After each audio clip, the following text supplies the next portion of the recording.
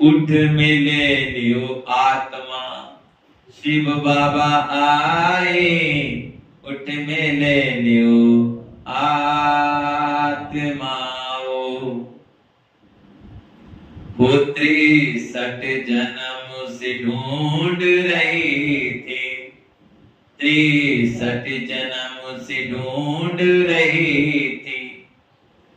कितनी भक्ति हमने की थी, कितनी पूजा पाठ हमने की थी। भक्ति का फल वो दिन आए, भक्ति का फल वो दिन आए। उठ मिले लियो आत्मा शिव बाबा आए, उठ मिले लियो आत्माओ। स्वर्ग हथेली पर लाए हैं, 21 जन्म की बसाई देने आए। अमृत वेला जागो मुरली सुनो जी, अमृत वेला जागो और मुरली सुनो जी। नुमा शाम योग तुम प्यार से करो जी, नुमा शाम बाबा को प्यार से याद करो जी। उठ मिले लियो आत्मा शिव बाबा आए, उठ मिले लियो आत्माओ। सोचिए कितना प्यारा बाबा हम सबको मिला है, कितना अथाह सुख दे रहा है। 21 जन्म जहां हर नर नारायण होगा, हर नारी जहां लक्ष्मी होगी, ये भारत स्वर्ग होगा जहां सोने के महल होंगे, सोने की पहाड़ी, सोने की चिम्मच, सोने की थाली में दूध पिएंगे। जहां मीठे पानी होंगे वहां सतयुग में, वहां सतयुग में क्या होगा? मीठा पानी होगा। वहां घी दूध की नदियां बहेंगी, वहां फल फ्रूट इतने स्वादिष्ट होंगे जिन्हें पकाने की जरूरत नहीं पड़ेगी। सतयुग त्रेता में वहां आग नहीं जलाते, पकाते नहीं। क्यों? क्योंकि सोने हीरे जवाहरात के महल होते हैं वहां। अगर उनको पकाएंगे तो भोजन वो महल काले नहीं पड़ जाएंगे। फल फ्रूट ऐसे होते हैं उन्हें पकाने की जरूरत नहीं पड़ती। इतने स्वादिष्ट, इतने मीठे, आज भी कितने फल फ्रूट ऐसे हैं जो हमने देखे भी नहीं। खट्टा चाहिए तो खट्टा, मीठा चाहिए तो मीठा, जैसा भी चाहिए उसी अनुसार फल मिलेंगे वहां। वहां सभी खुशी में रहेंगे, श्री कृष्ण रहेंगे वहां, मुरली बजाएंगे, सभी रास करेंगे वहां। ऐसा प्यारा सतयुग बाबा लेकर आए। जैसे आप भाई कोई रिश्तेदार आते हैं, क्या कहते हैं? भाई रिश्तेदार आए हैं, कहते पापा आया है, मम्मी आई है, क्या लेके आए? फल फ्रूट लेके आते हैं, कुछ ना कुछ बाजार से लाते हैं कि नहीं लाते? ऐसी से बाबा परमधाम से आया है तो कुछ लाएगा कि नहीं लाएगा? क्या लाया बाबा? सतयुग, स्वर्ग, बैकुंठ, 21 जन्म, पैराडाइज।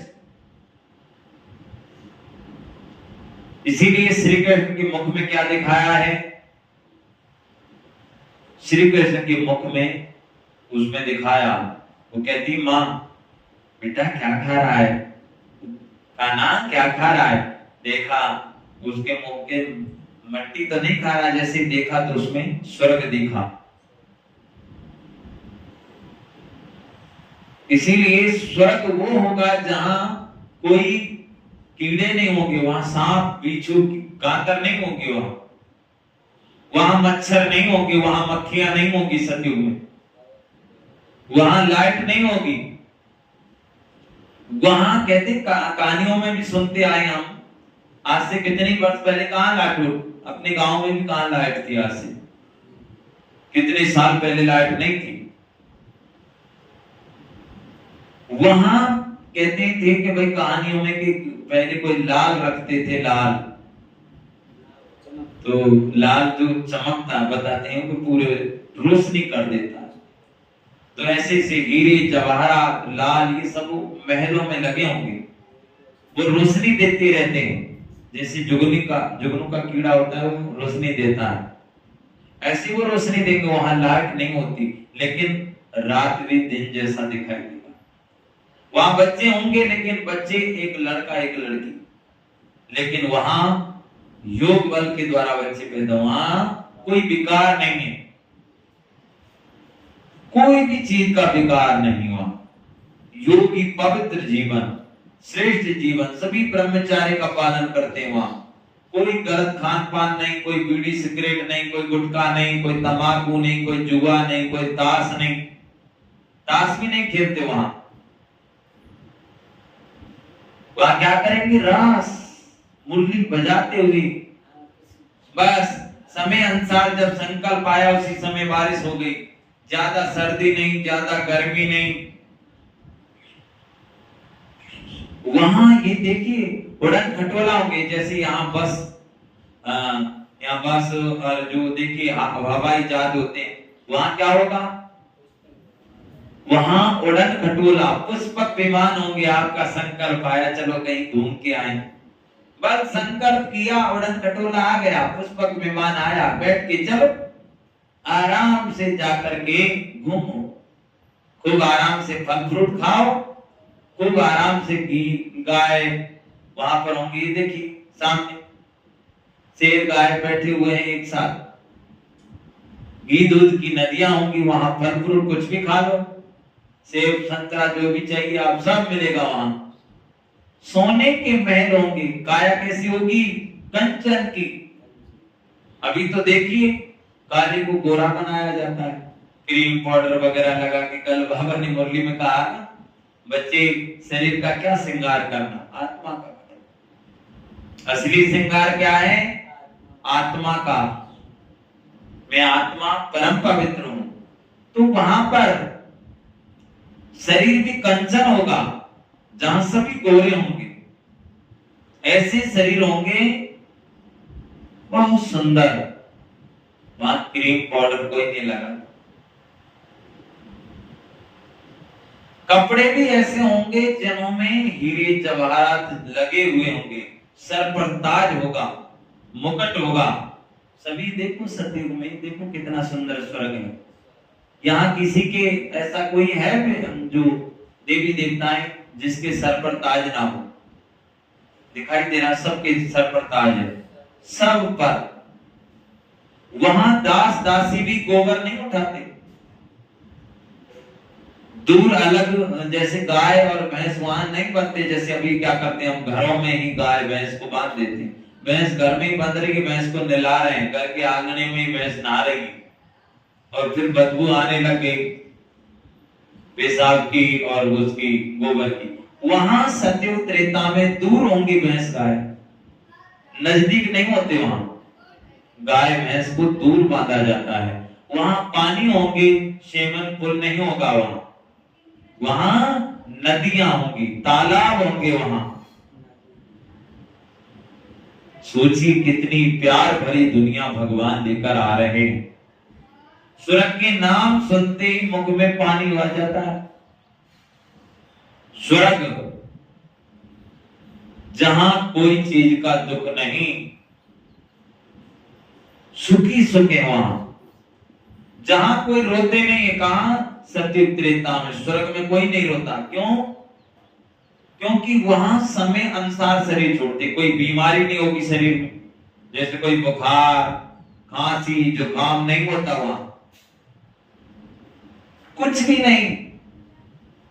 अमर लोक का मालिक बनाने आ रहे हैं बाबा। सतयुग त्रेता में 150 वर्ष उम्र होगी वहां पर। कहां? सतयुग में 150 साल होगी उम्र। लेकिन जब वो शरीर पूरा उम्र पूरी होगी, तब कहते कि भाई कल मैं ये शरीर छोड़ दूंगा। उसको पता पड़ जाएगा मैं कल शरीर छोड़ने वाला हूं। वहां कोई रोते नहीं है। वहां ये जैसे यहाँ पर कोई शरीर छोड़ दिया तो रोने लग गए। सतयुग त्रेता में कोई रोता नहीं है। वहां सबकी 150 वर्ष उम्र होगी, बीमारी नहीं होंगे, मच्छर नहीं होंगे, कीड़े मकोड़े नहीं होंगे।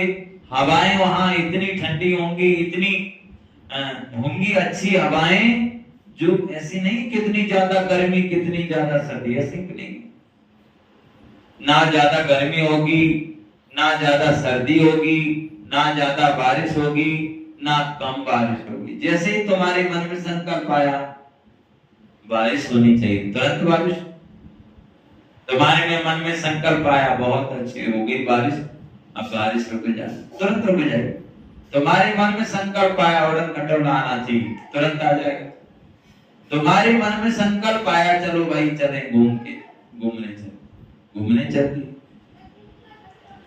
राधे कृष्ण के महल, लक्ष्मी नारायण के इतने बड़े महल होंगे जहां दिल्ली और जयपुर के बीच में होगा। दिल्ली और जयपुर के बीच में, दिल्ली और जयपुर का बीच इतने बड़े तो लक्ष्मी नारायण के महल होंगे। सोचिए दिल्ली और जयपुर, बाबा ने मुरलियों में बता दिया है कि ऐसे महल होंगे। जब हम वहां गए थे कुम्हेर गए थे, हम कोई काम गए थे, तब बाबा की मुरली में उस दिन आया था कि महल इतने बड़े होंगे दिल्ली और जयपुर के, इतने तो उनके गेट होंगे महलों के, सोने के महल। वो भी सोचिए सोना, पत्थर नहीं हुआ, पत्थरों के महल है ही नहीं वहां, ईंट के नहीं, मिट्टी के नहीं हुआ, सोना ही सोना, हीरे जवाहरात लगे होंगे। ऐसे स्वर्ग में शिवालय में भगवान ले जा रहे हैं। तो सोचिए बाबा की मुरली सुनने में क्या दिक्कत है। भगवान जो सुना रहा है, और भगवान ही तो सुना रहे हैं, कोई साधु संत थोड़ी सुना रहा है। इसीलिए तो इस भारत को सोने की चिड़िया कहते थे कि डाल डाल पर सोने की चिड़िया करती बसेरा, भारत देश है मेरा। ये भारत सोने की चिड़िया थी, यहां सभी के सोने के महल थे। चिड़िया माना क्या, एक भारतीय था। इसीलिए श्री कृष्ण को अंगूठा चूसते हुए पीपल के पत्ते पर दिखाया गया। क्यों दिखाया, क्योंकि ये भारत पीपल के पत्ते के समान एक ही भारत था। कोई भी अन्य कोई देश नहीं थे, कोई पाकिस्तान नहीं था, ना कोई अमेरिका, जो बाहर जो विदेश होते हैं वो विदेश नहीं थे। ये तो बंटवारे के बाद में सब जाकर के अलग अलग बस गए, निकल के सब भारत में से ही गए। जैसे अब हम यहाँ गांव में रहते हैं, अब इस गांव में से कुछ लोग निकल के बंजर में गए, तो उनको क्या कहेंगे, बंजर गांव है, यहाँ के नहीं कहते हैं। कुछ लोग अब जैसे चले गए हलेने में, तो क्या कहेंगे आप, ये थोड़ी कहेंगे आप कि भाई ये हंतरा के, कहेंगे हंतरा वाले थे लेकिन हलेने में अब रहने लगे, ये हलेने के हैं। तो सब भारत में से ही तो गए। इसीलिए कहते हैं यदा यदा धर्म से ग्लानि न भारते, जब जब दुनिया में अत्याचार होता है, पाप बढ़ता है, दुख बढ़ता है, तो भगवान भारत भूमि में आते हैं। इसीलिए भारत का नाम है, और कोई धर्म का नाम नहीं, और कोई देश का नाम नहीं है। भगवान केवल भारत भूमि पर आते हैं, इसीलिए सतयुग को स्वर्ग शिवालय कहा जाता है। इसीलिए कोई मरता है तो क्या कहते हैं, स्वर्गवासी हुआ। इसका मतलब आप कहां हो, अब आप ही खुद कह रहे हो कि नहीं कह रहे हो, हम तो नहीं कह रहे, खुद ही कह रहे हैं कि स्वर्गवासी हुआ। तो भाई साहब आप कहां थे, इसका मतलब नरक में तुम हुए कि नहीं हुए। स्वर्गवासी हुआ माना स्वर्ग में गया, तो हम तो नरक में हैं। सोचिए ये नरक है, कलयुग नरक है और सतयुग त्रेता स्वर्ग है। कोई चीज का दुख नहीं हुआ, बुखार नहीं होंगे, कोई बीमारी नहीं होगी। आज से 25-30 साल पहले भी कोई बीमारी नहीं होती, वैद्य रहा करते थे, जड़ी बूटी देती बस उतर गए बुखार। ये नहीं अभी देखो लो क्या क्या बीमारी, एक कोई अस्पताल था, कोई वो जो बताते हैं मेंटल हॉस्पिटल, अभी तो कितने ही देख लो, कितने हॉस्पिटल बनने लग गए। अब तुम सोचिए कहां कोई बीमारी नहीं, अरे घर में ही ऐसे ही ठीक हो जाते थे, कोई भी चीज ऐसी देती थे बस हो गई। कोई खोपड़ी वगैरह कहीं से फूट जाती, कोई चोट लग जाते, चीनी भर लेते थे, पीस करके ठीक हो जाती थी, बांध लेते थे।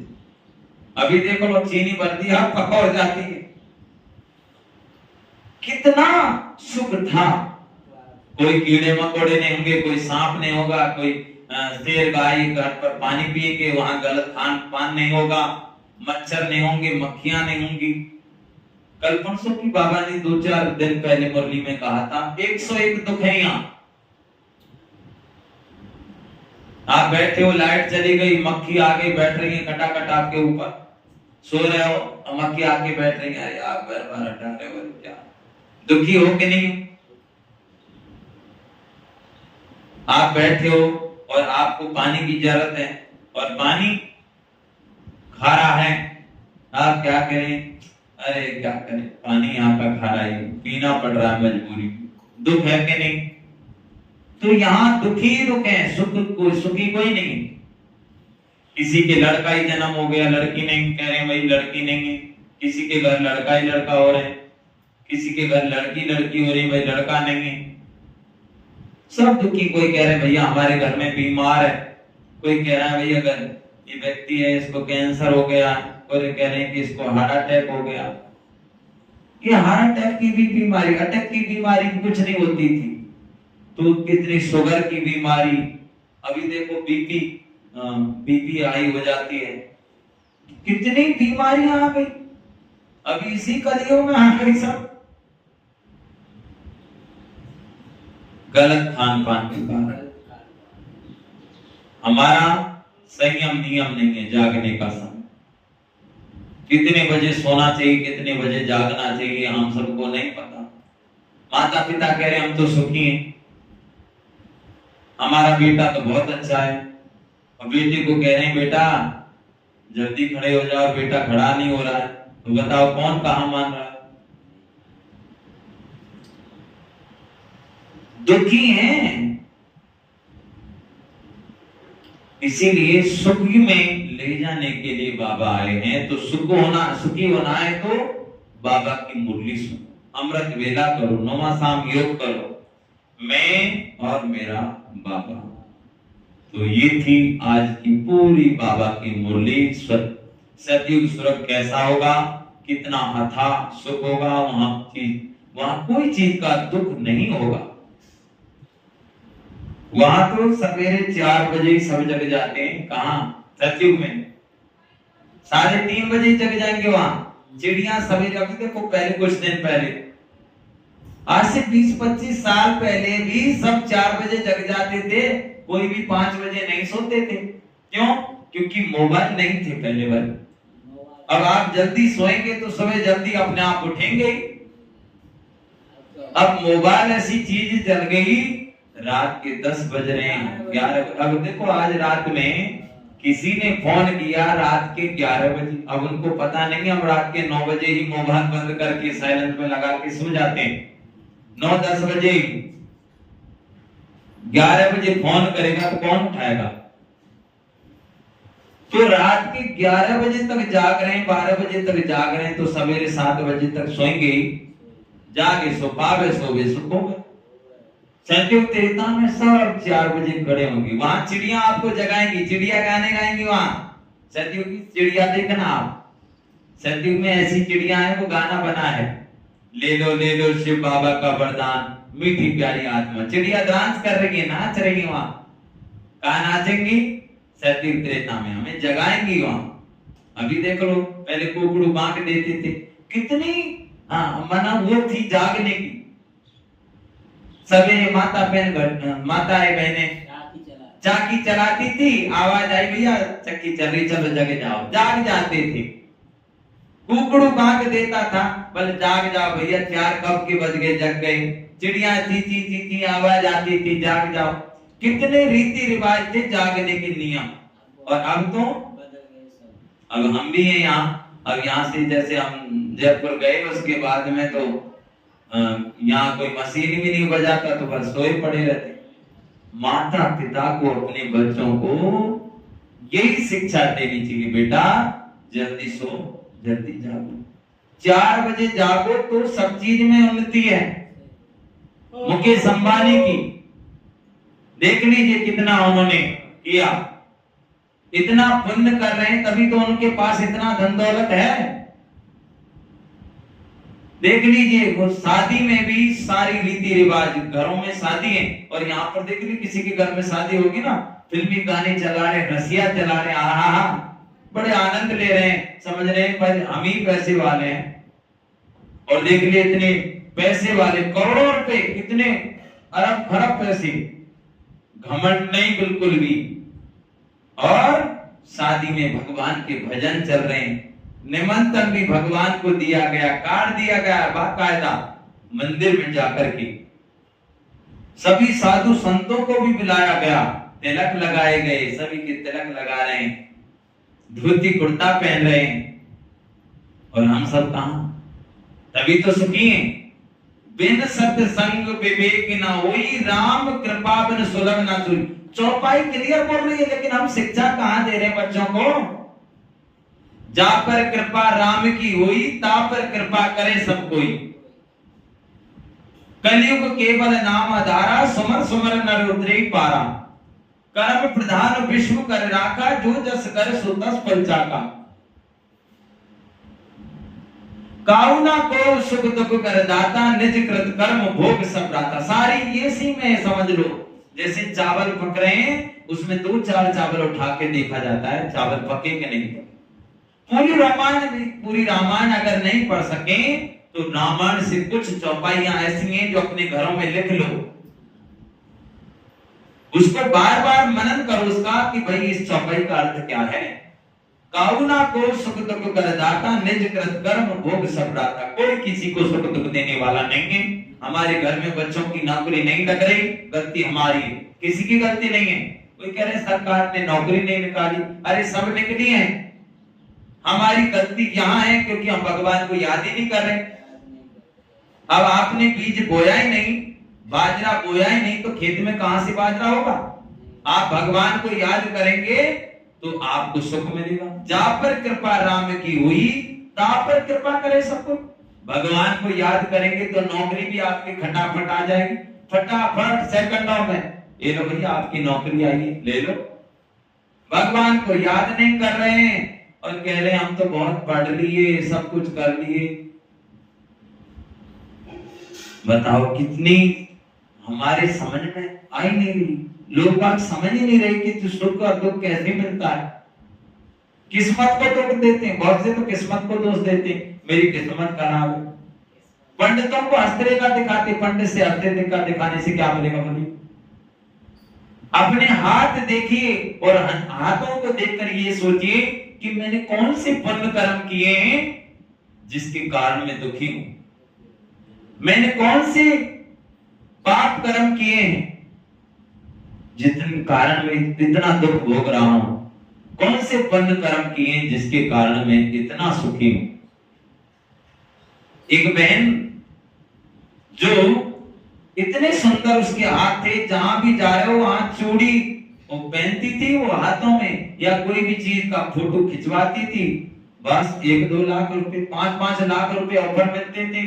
बहन आप थोड़ा, बहन जी आप थोड़ा आपके हाथ में चूड़ी पहनो ना, ये अंगूठी है बहुत सुंदर, इसको पहन के अपने हाथों का फोटो खिंचवा दो। बहुत सुंदर फोटो आते थे। तो उसके अपने कोई दुकान वाले अपने पोस्टर लगाते थे, कोई क्या कोई क्या। इस तरीके से वो जहां जाए वो हाथों से पैसे कमा रही थी। लोग आप पूरे दिन मेहनत कर रहे हैं, मेहनत में पैसे नहीं कम रहे, और वो 1 मिनट में, 1 सेकंड में पैसे कम गए उसको। 10 लाख, 15 लाख, 5 लाख, 1-1 लाख रुपए कमा रही है। तो उसने हिप्नोटाइजर करवाया गया। एक मशीन ऐसी है हिप्नोटाइजर, वैज्ञानिक के द्वारा खोज निकाली।